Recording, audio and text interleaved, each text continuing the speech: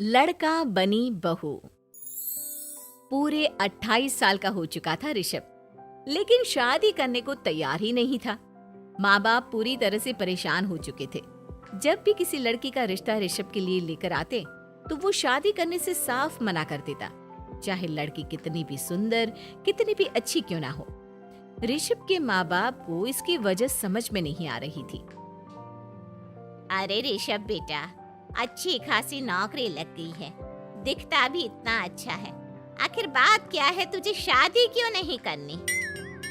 देख, तू हमारा इकलौता बेटा है, अगर तू शादी नहीं करेगा तो कैसे काम चलेगा। लेकिन मैं शादी करना ही नहीं चाहता, मुझे कोई लड़की पसंद नहीं आती। अरे बेटा, अगर कोई लड़की तुझे पसंद हो तो उससे शादी कर ले, हमें कोई ऐतराज नहीं है। हाँ ऋषभ बेटा, अब देख, तेरी माँ से भी काम नहीं होता। घर में एक बहू आ जाएगी तो कम से कम घर का माहौल भी अच्छा होगा और तेरी माँ को मदद भी मिल जाएगी। लेकिन मम्मी पापा कहाँ ना, मुझे लड़कियां पसंद ही नहीं आती। अरे लड़कियां पसंद नहीं आती तो क्या लड़का पसंद आता है? वो तो वक्त आने पर ही पता चलेगा। ऋषभ की बात सुनकर उसके माँ और पापा का सर चकरा जाता है। कुछ दिनों के लिए ऋषभ अपने ऑफिस के काम से शहर से बाहर जाता है और जब लौट कर आता है तो सामने का नजारा देखकर उसके माँ पापा बेहोश होते होते रह जाते हैं। अरे ये क्या, ये तुम्हारे साथ कौन है? माँ, ये दीपक है, मेरी पत्नी। हम दोनों ने शादी कर ली है। दीपक तुम्हारी पत्नी कैसे हो सकता है? अरे दीपिका होती तो बात समझ में भी आती, ये तो लड़का है। तो क्या हुआ पापा, आजकल तो ये सब फैशन में है और मैंने आपको बताया था कि मुझे लड़कियां पसंद नहीं आती। अरे तो इसका मतलब ये थोड़ी है कि तुम दीपक को दीपिका बनाकर ले आओगे। मुझे बहू चाहिए, बहू के रूप में, ये आदमी नहीं। लेकिन मम्मी जी, मैं आपकी बेटी से बहुत प्यार करती हूँ, मेरा मतलब करता हूँ। अरे इसको तो करता हूँ करती हूँ का अंतर भी नहीं पता, लेकर जाए इसे वापस। अगर आपने इसे घर से बाहर निकाला पापा तो मैं भी इसी के साथ चला जाऊंगा। मैं ऋषभ के बिना जी नहीं सकती, मेरा मतलब जी नहीं सकता। हमारा जिंदगी भर का साथ है, प्लीज हमें अलग मत कीजिए मम्मी जी, पापा जी। हे भगवान, ये तूने क्या दिन दिखाया? मेरे बेटे को थोड़ी अकल दे दे, लड़के को बहू बनाकर घर में ले आया है। अब क्या होगा, हम दुनिया को क्या मुंह दिखाएंगे? माँ, बेकार में परेशान हो रही हो। दीपक आपके सारे काम करेगी और एक अच्छी बहू की तरह आपके साथ रहेगी, देखना। पहले तो खुद तो क्लियर कर ले कि यह कुछ करेगा या करेगी, बाद में हम सोचते हैं कि हम क्या करें। बहू के आने के बाद क्या करते हैं, मुंह दिखाई की रस्म, तो आप भी वही कर लीजिए। आप चाहे तो मैं पूरे मोहल्ले में न्योता दे आती हूँ। अरे रहने दे, तेरी वजह से बेइज्जती और ज्यादा होगी। आई बड़ी, अब मेरा मतलब है आया बड़ा न्योता देने वाला। अगले दिन सुबह के बाद दीपक बड़ी नजाकत से चलता हुआ सबके लिए चाय बनाकर सुबह सुबह बालकनी में आ जाता है। प्रणाम मम्मी जी, प्रणाम पापा जी। ये देखिए, चाय बिल्कुल आपकी पसंद की है। मुझे ऋषभ ने सब कुछ बता दिया था कि आपको क्या क्या पसंद है।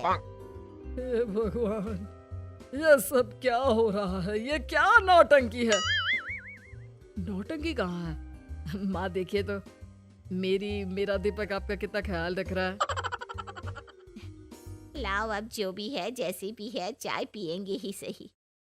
थोड़ी देर के बाद, वैसे दीपक, चाय तो तुमने बहुत अच्छी बनाई है, चलो कुछ तो अच्छा हुआ।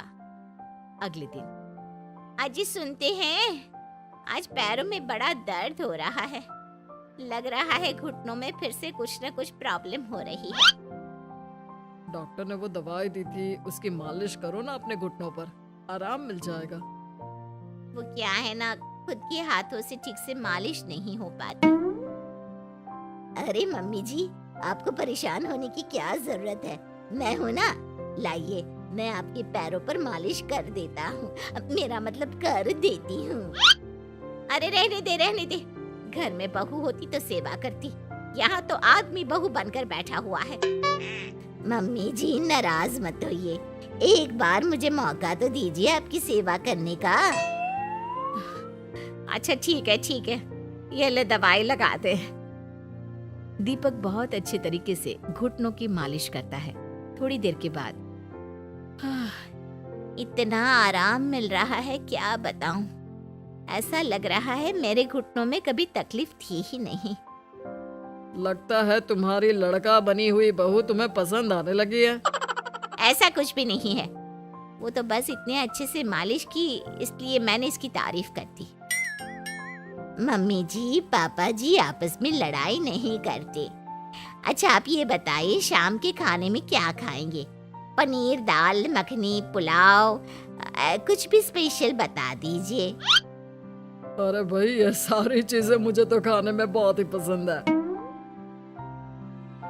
तुम क्या कोई औरत हो जो पनीर दाल मखनी बनाओगी?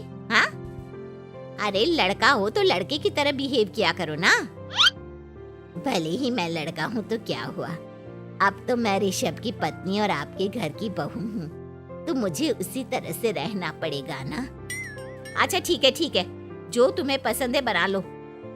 आदमी रसोई में खाना बनाते हुए कैसे लगते हैं, जरा मैं भी तो देखूं। शाम को दीपक सबके लिए अच्छा सा खाना बनाकर डाइनिंग टेबल पर लगा देता है। ऋषभ ऑफिस से जब लौट कर आता है, सब लोग खाना खाने के लिए बैठ जाते हैं।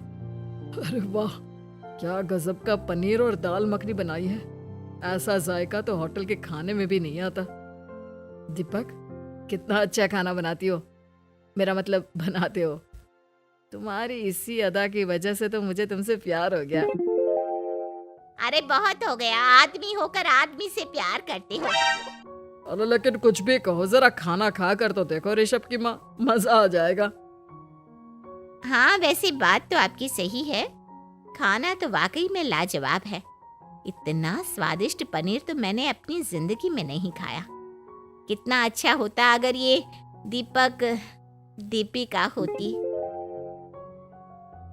और फिर अगली सुबह कुछ ऐसा होता है जिसे देखकर ऋषभ के माँ और पापा ना केवल खुश होते हैं बल्कि हैरानी से उनकी आंखें फटी की फटी रह जाती हैं।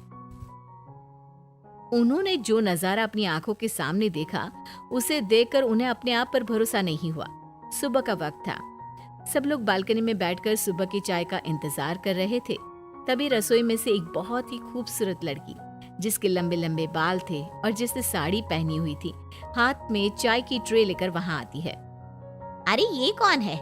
रातों रात हमारा लड़की बहू बन गया क्या? मुझे लगता है कोई सपना देख रहा है। इतनी सुंदर बहू तो हमने सपने में भी नहीं देखी। देखा माँ, जादू हो गया, जादू। अरे लेकिन ये है कौन? तुम्हारा वो आदमी वाला पत्नी कहाँ चला गया? आपने मुझे पहचाना नहीं? मैं दीपक नहीं, दीपिका हूँ। इतने दिन से लड़के के कपड़े पहनकर आपके घर में आपकी बहू बनी हुई थी। माँ ये दीपक नहीं, दरअसल ये दीपिका थी, लेकिन इसे लड़कों की तरह रहने का शौक था और इसे लड़की की तरह रहना मंजूर नहीं था, इसलिए मैं इसे लड़के के रूप में आपकी बहू बनाकर यहाँ ले आया। तो फिर अचानक ये उसका हृदय परिवर्तन और रूप परिवर्तन कैसे हो गया? वो क्या है ना, मुझे बाद में एहसास हुआ कि आप लोग इस बात को लेकर बहुत दुखी हैं कि आपके बेटे ने एक लड़की के साथ शादी की है, इसलिए मैं अपने असली रूप में वापस आ गई। हमने कोई पुण्य कर्म किए होंगे जो तुम्हारे जैसा, मेरा मतलब तुम्हारे जैसी बहू मिली, इतनी खूबसूरत और इतना ख्याल रखने वाली। भला हो भगवान का कि हमें लड़की बहू मिली है, लड़का बहू नहीं।